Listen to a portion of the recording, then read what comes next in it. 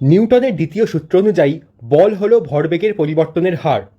P equals to MV এবং ডিফারেন্সিয়েশনের product rule লাগালে ফোর্সের আমরা এই ফর্মুলা পাই। মাস কনস্ট্যান্ট হলে F equals to M A, কিন্তু ভর যদি সময়ের সঙ্গে পরিবর্তিত হয় তাহলে ফোর্সের ভি ডিএমডিটি এই কম্পোনেন্টকে বলা হয় থ্রাস্ট ফোর্স।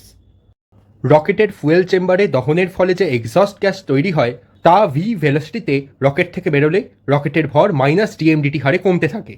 ফলত ভি এর বিপরীত দিকে একটি থ্রাস্ট ফোর্স তৈরি হয় যা রকেটকে ভ্যাকুয়ামেও এগিয়ে নিয়ে যায়।